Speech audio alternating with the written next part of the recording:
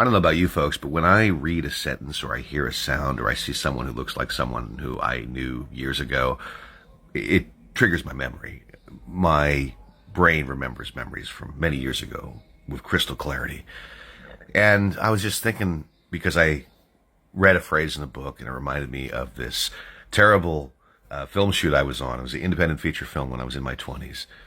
And I've always told people, you really didn't want to know me when I was in my 20s. I was an obnoxious punk. But in thinking about the story, which involved this guy, this filmmaker, he thought he was Stanley Kubrick. He served as his own cinematographer, and he didn't know how to plan with the appropriate amount of time for each shot.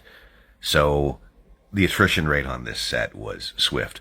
I was on this film set because a friend of mine was on it, and I'm loyal to my friends. And I hung on there with him. But this director proceeded to completely alienate every single fucking person on that set, including the actors. And I felt bad for the actors because when an actor is operating in chaos and is asked to deliver an emotional performance, that to me is terrible. So at a certain point, this filmmaker and the actors weren't on speaking terms and wasn't even directing the actors. So I, at this point, was assistant director because everybody had fucking left.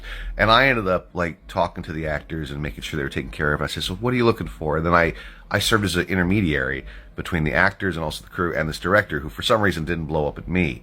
I just was very polite. I tried to keep this particular set together. And the actors even came up to me and said, thank you, Ed. You were, this is a horror show. I said, yeah, look, I know, but look, we got to get this project finished. We have an obligation to finish the art, whether this guy's an asshole or not. Let's do this. And I'm thinking about this story, and I'm like, maybe I wasn't such a dick in my 20s.